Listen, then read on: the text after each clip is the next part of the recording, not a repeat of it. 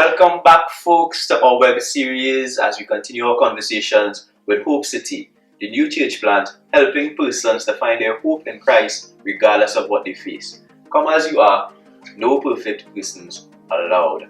Alright, so we're into the second month of 2020, and with Valentine's Day in the air right now, we have some special guests with us who are going to come to talk about relationships today. We have Pastor Jay, as you know, with his wife Sarah, my good friend Javon with his wife Laura, and me, Keegs, with my wife Tisahai. Nice, guys. Now I'm sure you'll agree with me.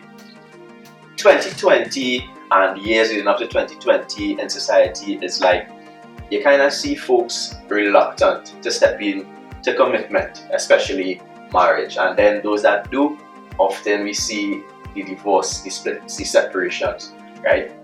Marriage is work, and all of us being in marriages ourselves, we know how much work it is. So today, we're just going to cover an area that is very, very important to working in a marriage, and that is communication. Yeah, couldn't say it better, Keegs.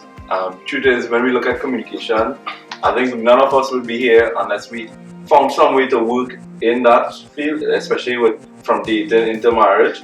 We survive it. I mean, I don't want to say that bad, but the truth is, like you say, he's gotta make sure he can't remind himself you make it. But the truth is, communication is such a key area for all of us with relationships, and not just even marriage, but any relationship that we have out there as parents, as friends, as sons, as daughters. However we communicate, it is very key on whether we have healthy relationships or not. And I think one of the key parts we want to look at is, in communication, how well do we listen? And scripture even guides us. So I'll have my wife, who I've been married to for 10 years, making sure I get this right. Time frame. Yeah, 10 years, would you believe? She's going to just share part of where we base in this teaching. Yeah, and James chapter 1 verse 19 says, "Know this, my beloved brothers, let every person be quick to hear, slow to speak, and slow to anger." And that's important in terms of building listening skills, because good listening, when you can listen to your partner, it really helps to affirm their worth and their importance to you, and you can really listen to them. Alright, so listening, and we all know listening is important, right?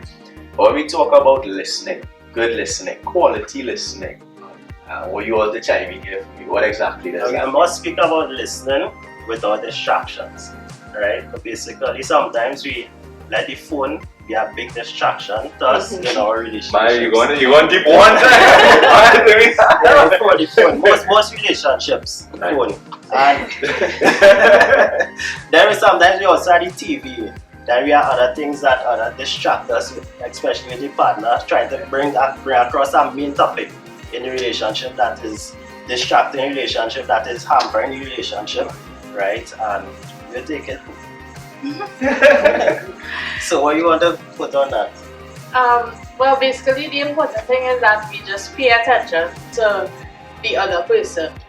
Just put down the phone, turn off the TV, and just really give them your attention. If it is that you are doing something that maybe needs your attention at the time, just ask them kindly, maybe we could talk about this later, when I could be more attentive to you. So it's still validating. Yeah, for sure.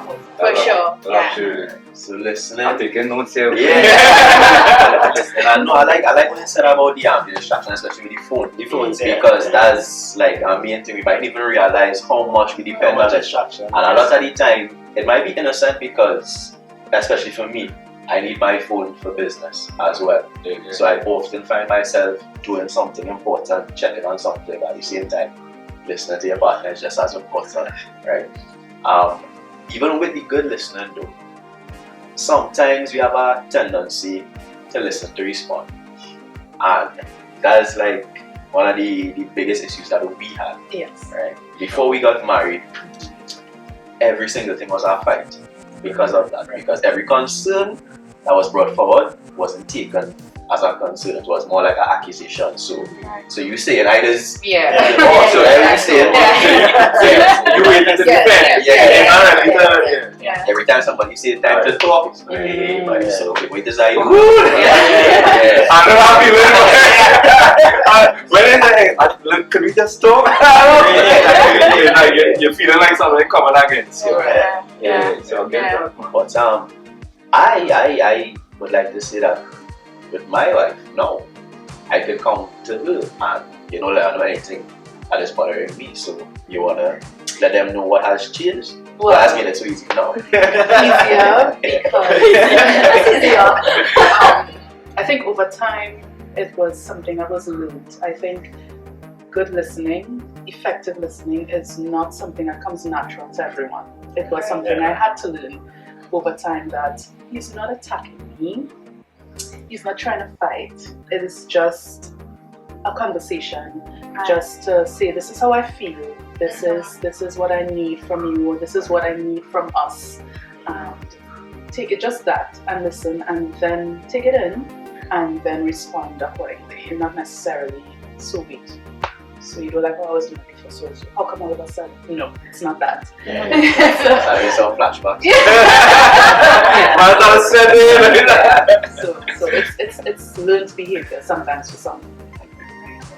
So we're not even on the outs on it, right? We just did about the distractions here, right? We just spoke about not just listening to respond. Right. So we bring in for Pastor Jay and his wife here to let us know, your take on the whole listening and the communication. Right? So I actually like what Tisa was saying about the fights, because one of the areas I think in communication that we need to work on is dealing with conflicts. And people avoid, and I've been guilty of avoiding a hard conversation because, well, I don't want to hurt their feelings, or I don't want them to be mad at me. But at the end of the day, you still have the issues. It's still bothering you, and so, okay, I may end up resorting to silent treatment or just trying to let it blow off and then come back, okay, I'm doing good. But I never dealt with it. And so it's like dealing with conflict. Sometimes you need to just be courageous enough to have that hard conversation.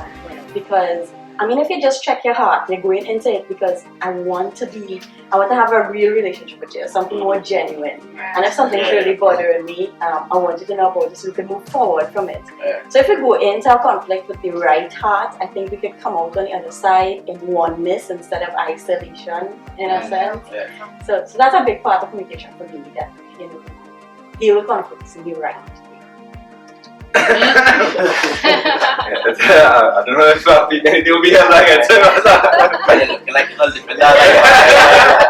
I think listening to you guys, I think one things that I did, like when you all spoke about distractions with phone and TV and all this stuff, I started to implement things like practical stuff in terms of putting my phone down away for certain times. I actually schedule family time, which is especially with my kids.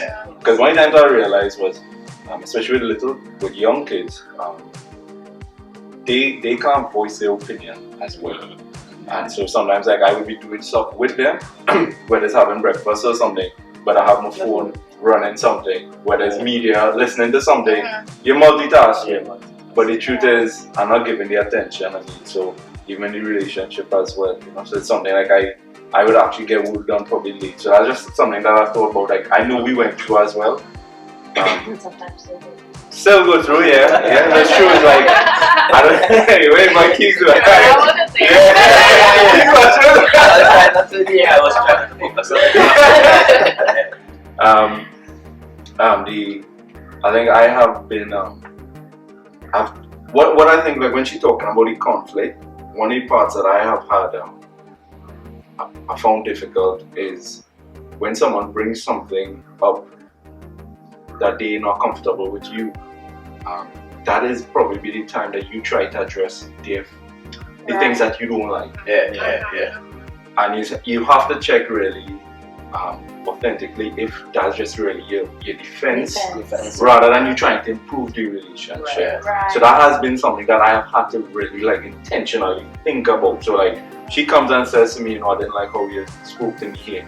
So that is something because I'm a pastor, we in groups a lot, and I might have responded to her in a certain way that nobody else really thought about it as anything, but that's how she felt. And then I'll say, well, I didn't like how you spoke, or how you didn't respond to me with something, and that is something that I found like with conflict that I have to be very mindful of. Right? When someone brings something, not even just with her, but dealing with people, you know, people love to tell you how you preach, what you should have done, what you shouldn't have done, and it's like you have to have a kind of thick skin, but honestly, a humility to say, alright, understand where these people are coming from, and I think that's something in relationships we have to keep focus on.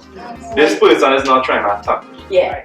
They are here in front of my space. They put up with all the bad parts of me. So what they're saying for is to understand that they're trying to help. Yeah. And I think that's something that we all have to learn, not just in marriage, but just in every relationship, building your friendships and all that. You know, how you treat your kids and that kind of thing. So like, sometimes my kids come up and say things to me, like my daughter, not my kids. My daughter would come and say something, and I realized like I hit her with something, or she might even say something, she might get quiet. And you know, it's hard as a man to sometimes take ownership of where we've kind of let down, you know. So that for me, when she talked about the conflict, is something that I've had to battle with in my heart, just to make sure that when I respond or I bring something up in the future, it's not based on a defense, like just trying to respond to that, you know. But yeah, I mean, I would just, I guess, close off with I love this scripture. It says in Proverbs 15:1, a soft answer turns away wrath, but a harsh word stirs up anger. And I think we can all identify that, right? But I just to encourage everyone that even when you're upset, hurt, angry, maybe tired, different parts of us that make us respond like we're not supposed to. Just remember, keep the answer soft for the people that you love.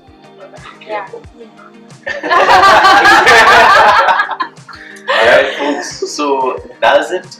We heard the conversation today about communication. Lots being said, effective listening, easy distractions.